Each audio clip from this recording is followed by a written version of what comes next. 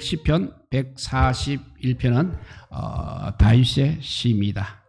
다윗에 대해서 사도행전 13장 22절에 보게 되면 하나님께서 이새의 아들 다윗을 만나니 내 마음에 합한 사람이라 내 뜻을 다 이루게 하리라고 그렇게 말씀하고 있습니다. 다윗은 어떤 사람이기에 하나님께서 그렇게 마음에 속 드는 사람이라고 하십니까? 또 다윗을 통해서 하나님의 뜻을 다 이루게 하시겠다고 말씀하시는 것입니까? 실제 다윗은 소년 시절에 브레셋의 어마어마한 거구의 적장과 맨몸으로 맞섰습니다. 그러나 하나님께서 도와주셔서 돌멩이 하나로 쓰러뜨리고 큰 승리를 조국 이스라엘에 안겨주었습니다. 온갖 어려움을 극복하고 이렇게 하나님의 도우심으로 33세 유대왕으로 등극을 하게 됩니다. 그리고 7년 만에 나머지 10지파까지 흡수통일하는 위협을 달성한 임금입니다. 하나님이 이렇게 마음에 들어하시고 언제나 도와주시니까 전쟁에 나가게 되면 백전백승을 합니다. 하나님께서 다윗을 붙들어 주시니 위기의 나라가 순식간에 안정이 될 뿐 아니라 나날이 강해지는 것입니다. 하나님께서 이렇게 복을 주시니 다윗은 날로 존귀한 자가 되었습니다. 수많은 영웅들이 이제 다윗의 주위로 몰려들었습니다. 다윗이 하나님께 최고의 사랑을 받고 하나님의 큰 능력을 힘있게 된 비결이 무엇이겠습니까? 다윗의 믿음입니다. 다윗은 하나님의 마음에 드는 중요한 요소 중에 하나입니다. 다윗의 믿음이 그렇다는 것입니다. 무엇보다도 하나님을 향한 열심으로 하나님의 임재를 상징하는 성막을 찾아서 또 왕궁으로 모셔옵니다. 그 과정에 많은 비난을 받고 비웃음과 조롱을 당하였어도 오히려 하나님께 나아가 감사하며 찬양하는 것을 멈추지 않는 모습을 하나님께서 어찌 사랑하시지 않을 리가 있겠습니까? 예배의 자리를 무엇보다도 중요하게 여길 뿐 아니라 어려운 환경 속에서 완성될 성전을 향해서 하나님께서 큰 복을 내리실 것을 믿음으로 내다보고 기뻐하는 다윗을 하나님은 매우 마음에 들어 하셨습니다. 하나님께서 그런 다윗을 사랑하시고 다윗의 이름을 날로 높여 주셨습니다. 그래서 다윗의 나라를 부강하게 하셨습니다. 다윗에게 온갖 좋은 것을 아끼지 않으셨습니다. 그런데 오늘 본문처럼 다윗에게 큰 위기가 찾아왔습니다. 아들 압살롬이 아버지의 왕위를 빼앗으려고 반역을 일으켰던 것입니다. 다윗은 압살롬에게 쫓겨서 유대 광야에서 이제 방황하게 되었습니다. 시편 42편 오늘 본문은 바로 이런 다윗 압살롬에게 쫓기던 시절에 기록한 시입니다. 다윗은 한밤중에 맨몸으로 왕궁에서 쫓겨났습니다. 중요한 요직에 앉아 다윗을 보호해야 할 위치에 있는 신하들이 다윗의 등을 돌리고 압살롬에게 많이 붙어버렸습니다. 다윗을 살리기 위해 충성스러운 신하들이 달려드는 압살롬의 반란군 앞에 자기 몸을 던지면서 방어진을 구축했습니다. 충성된 신하들이 다윗의 곁에서 이렇게 죽어가는 것을 목도하면서 다윗은 나아갈 수밖에 없었습니다.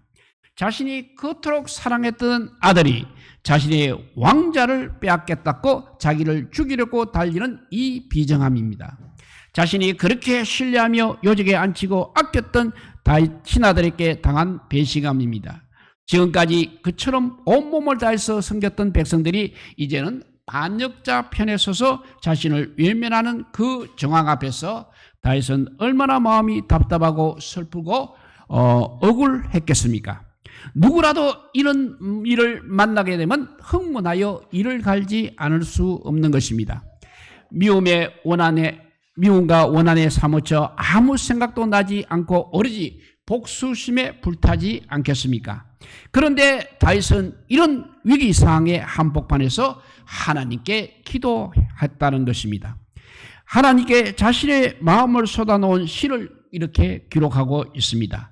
위기의 한복판에서 어려운 하나님의 백성으로 남아있으려는 몸부림을 하나님 앞에 잘 드러내 보이고 있습니다. 많은 사람이 평안할 때는 정말 믿음이 좋아 보입니다. 자신이 기대한 대로 일이 잘 풀리고 큰 어려움이 없을 때에는 기도 생활도 잘할 뿐 아니라 예배 생활도 잘합니다.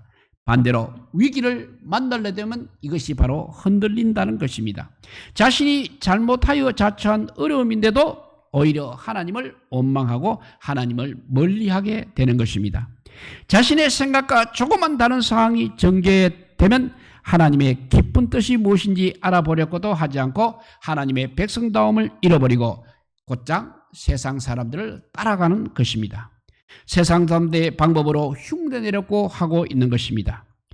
그런데 그리스도인은 위기의 한복판에서 반드시 신앙의 진가를 보여주어야 하는 것입니다. 그리스도인들은 내려갈 때도 바닥을 칠 때도 세상 사람과는 뭔가 달라야 하는 것입니다. 진정한 믿음은 바로 위기 앞에 빛을 발하게 되는 것입니다. 진정한 믿음은 위기 앞에 빛을 발하게 되는 것입니다. 우리 안에 참된 믿음이 있다면 위기의 한복판에 서 있을 때 믿음의 능력을 넉넉히 발휘해야 하는 것입니다. 믿었던 사람들에게 배신을 당하였어도 믿었던 사람에게 배신을 당할 때도 사랑하는 사람에게 큰 실망을 하게 될 때도 악한 사람들을 만나 큰 상처를 입었을 때도 주님을 향한 그 신뢰만큼은 거두지 않을 수 있어야 하는 것입니다. 그 문제를 주님께 들고 나가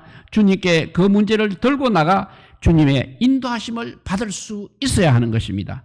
오히려 위기를 맞이하고 또 바닥을 치는 고통 속에서 하나님을 더 크게 경험하고 하나님의 선하심을 많이 힘 입는 그런 기회로 삼아야 하는 것입니다.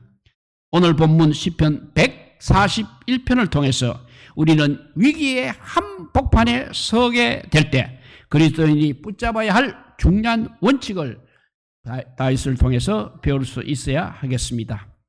위기의 한복판에 서게 될 때 우리는 기도하며 주님과의 관계를 더욱 발전시켜야 합니다. 1절에 보니까 여호와여 내가 주를 불러사오니 속히 나에게 오시옵소서. 내가 주께 부르짖을 때 나의 음성에 귀를 기울이소서라고 했습니다. 하나님께서 지금 속히 나에게 오셔서 나의 절박한 이 기도를 들어주시옵소서. 귀를 기울여 들어주시옵소서 하고 간절히 간청하고 있는 것입니다. 절박한 위기의 순간에 이렇게 하나님을 찾는 다윗의 마음을 우리 하나님께서는 얼마나 귀하게 여기겠습니까? 사람들을 향한 미움으로 가득 차게 되면 절대 기도가 나오지 않는 것입니다. 사람들에 대한 분노와 배신감에 몸을 떨게 되면 사람들에 대한 생각으로 가득 차 있어서 하나님이 결코 보이지 않는 것입니다. 그런데 다윗은 그처럼 다급하고 절박한 상황 속에서 오직 하나님께만 집중을 하고 있는 것입니다. 하나님, 내가 부르는 소리에 귀를 기울이시고 나에게로 오십시오. 나를 만나 주십시오. 나에게 다가오셔서 나와 함께 해 주십시오. 이렇게 간절히 기도하는 것입니다. 하나님과의 친밀한 관계를 중요하게 여기고 하나님과의 관계에 집중하고 있는 것입니다. 객관적으로 보면 그때가 정말 기도가 필요한 순간일 것입니다. 그러나 사람들은 바로 정말 기도해야 할 이런 중요한 때에 기도를 하지 못하고 있다는 사실입니다. 대신 그냥 걱정만 하고 있는 것입니다. 염려만 하고 있는 것입니다. 기도하지 않고 오히려 미움에만 사로잡혀 있는 것입니다. 그리고 보복할 생각만 하고 있는 것입니다. 그런 것은 전혀 도움이 되지 않습니다. 내 감정이 기도할 여유가 없고 내 기분이 전혀 하고 싶지 않고 기도하면 하나님을 찾는 것이 아무 도움이 되지 않을 것처럼 여겨지더라 할지라도 위기가 찾아오는 순간 가장 필요한 것은 뭐니 해도 기도하며 하나님과의 관계를 다시 한번 확인하는 것입니다. 다윗은 이어서 주님께 2절에 이렇게 기도합니다. 나의 기도가 주의 앞에 분향함과 같이 되며 나의 손드는 것이 저녁 제사같이 되게 하소서라고 했습니다. 마치 성전에 향불을 켜놓으면 연기가 위로 솟아오르는 것처럼 하나님께 기도가 올라가기를 소원하면서 이스라엘 사람들은 기도할 때 항상 이렇게 손을 들고 기도를 하였습니다.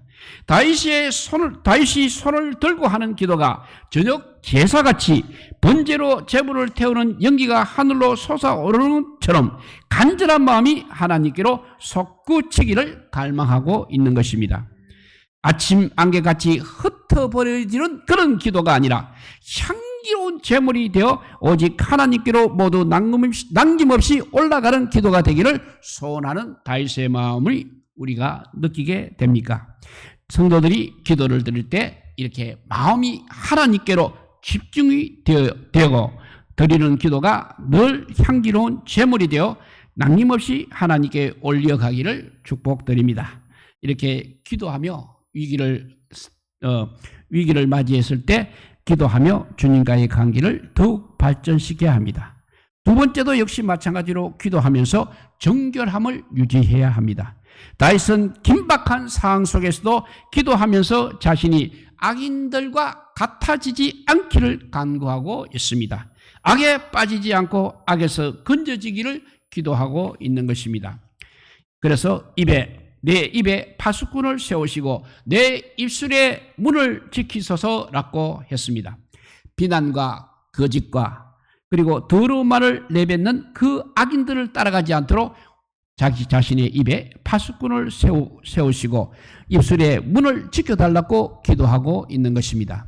부정한 말을 내뱉는 부정한 입으로 하나님을 찬양하고는 다시 기도할 수 없기 때문인 것입니다. 거룩하신 하나님과의 관계가 그 무엇보다도 중요하기 때문에 입에 파수꾼을 세우시고 더러운 말이 나가지 않도록 지켜달라고 기도하고 있는 것입니다. 다윗이 지금 처한 상황이 어떠한 상황입니까? 그야말로 위기 상황입니다. 가장 사랑하는 아들에게 배반을 당했습니다. 가장 믿었던 신하에게 배신을 당했습니다. 얼마나 괴롭고 원통합니까? 욕이라도 실컷 퍼부어야 마음이 시원할 것 같지 않습니까? 비난의 말, 저주의 말, 험한 말을 있는 대로 다 끌어붓고 싶지 않겠습니까? 그런데 다윗은 그렇게 부정하고 더러운 말로 인해서 자신이 악인과 같아지고 하나님의 기도가 막히게 될까봐 입술의 정결함을 위해서 이렇게 기도하고 있는 것입니다. 다윗은 자기를 그처럼 박해했던 사울 왕을 향해서도 부정적인 말을 한마디도 하지 않았습니다. 압살롬에게 쫓겨가는 자신을 향해 먼지를 떨며 욕을 하고 저주를 하는 시므이를 향해서도 다윗은 부정적인 말을 하지 않았습니다. 같이 저주하지도 않고 돌아오면 죽여버리겠다고도 하지 않았습니다. 곁에 아비새라는 신하가 제가 당장 건너가 단번에 머리를 잘라버리겠습니다. 이렇게 말하니까 다윗이 그만두어라. 하나님께서 그의 저주로 인해 나를 더욱 불쌍히 여기시고 좋은 것으로 갚아주실 줄 누가 알겠느냐고 했습니다. 아울러 마음과 행동이 악한 일에 기울어지지 않도록 제악을 행하는 이들과 함께 악을 행하지 않도록 기도하고 있는 것입니다. 악한 일에는 대부분 사람들이 마음을 끄는 매력이 있다고 합니다.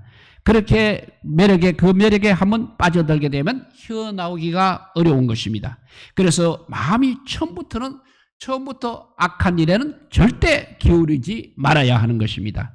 다윗에게 반역을 하고 하나님이 세우신 나라를 뒤엎으려는 반역자들은 헛된 욕심에 눈이 어두워져서 이렇게 악한 행동을 서슴지 않고 하고 있는 것입니다. 그들을 미워하고 분노를 앞세우다 보면 자칫 그들과 같아지기가 쉬운 것입니다. 악을 악으로 갚다 보면 악을 본받게 된다는 것입니다. 그래서 사람들은 착한 사람도 악에 바치게 되면 악하게 되어서 못할 일이 없다고 말하는데 정말 그 말은 무서운 말인 것입니다. 사울왕이 다윗을 죽이기 위해 다윗이 숨어있는 광야에 수많은 군사를 풀어 포위를 하고 있었습니다. 어느 날 다윗이 숨어있는 동굴에 무장한 군사도 없이 사울이 볼일을 보러 들어왔습니다. 다윗의 옆에 있는 신하가 이렇게 말합니다. 하나님께서 좋은 기회를 주셨습니다. 지금 저 사울왕을 처치합시다. 그때 다윗은 여호와께서 기름 부은 자를 내가 해칠 수 없다라고 거절을 합니다. 또 두 번째 기회가 왔습니다. 다윗이 부하들과 사울이 진친 곳으로 가보니까 사울 왕과 모든 부하들이 누워서 자고 있었습니다. 머리맡에 창이 꽂혀 있었습니다. 그러자 다윗의 신하가 이렇게 말합니다. 하나님이 오늘 원수를 갚을 기회를 주셨습니다. 제가 당장 그를 땅바닥에 박아 놓겠습니다 하니까 다윗은 만류를 합니다. 주님께서 기름 부어 세우신 자를, 주님께서 기름 부어 세우신 왕을 죽였다가는 벌을 면치 못한다고 했습니다. 다윗은 이렇게 위기의 상황에서 자신의 마음이 악인의 마음과 같아질까 조심을 했다는 것입니다. 그리고 마음이 악한 일에 기울어지지 않도록 악인의 행동을 따라 하지 않도록 안간힘을 썼던 것입니다. 무엇보다도 하나님께 마음이 악한 일에 기울어지지 않도록 죄인들과 똑같이 악을 행하지 않도록 기도를 했습니다. 오늘 우리도 다윗의 이 기도를 본받아야 하는 것입니다. 억울한 일, 어려운 일, 괴로운 일을 만날수록 마음과 행동을 절대 악에 물들지 않도록 지키기를 힘써야 하겠습니다. 의인이 악인들로 가득 찬 세상을 살아가면서 죄에 물들지 않기가 매우 어렵습니다. 악인들이 차려놓은 진수성찬을 거절하기가 보통 어려운 것이 아닐 것입니다. 악인들의 공격으로 위기를 만나게 될 때가 많습니다. 그때 저들과 같은 방법으로 싸우다가는 순식간에 똑같은 악인으로 변하게 되는 것입니다. 또 악인이 쳐놓은 올무와 파놓은 함정에 빠지기가 쉽습니다. 위기의 한복판에서 의인이 무너지지 않기 위해 악인과 싸우는 무기는 오직 기도뿐인 것입니다. 다시 한번 말합니다. 위기의 한복판에서 의인이 무너지지 않기 위해 악인과 싸우는 무기는 오직 기도뿐입니다. 기도로 하나님의 도우심을 힘입어야 하는 것입니다. 기도로 하나님께서 보내주신 파수꾼을 힘입어 악인을 본받지 않고 자신을 정결하게 지켜내어야 하는 것입니다. 기도로 악인이 파놓은 함정을 분별할 능력을 덧입게 되는 것입니다. 다윗처럼 위기의 한복판에서 더욱 기도하여서 하나님의 손에 붙잡혀 위기와 악으로부터 건진받는 우리 모두가 되시기를 주님의 이름으로 축복드립니다. 기도하겠습니다. 사랑의 하나님 감사합니다. 우리 인생의 어느 한순간도 위기의 순간이 아닌 순간이 없을 것입니다. 그럼에도 불구하고 큰 위기를 만났을 때는 우리는 아버지여 하나님을 잊어버리기가 쉽습니다. 다윗처럼 하나님께 아버지여 하나님과의 관계를 더 발전시키고 기도하면서 정결함을 유지해서 악인처럼 행동하지 않는 저희들 되게 하여 주시고 다윗처럼 그렇게 기도하는 기도의 사람이 되게 하여 주시기를 간절히 빌고 원하올 때 이 모든 말씀 아무 공도 없으나 우리 구주 예수 그리스도 이름으로 기도드리옵나이다. 아멘. 찬송가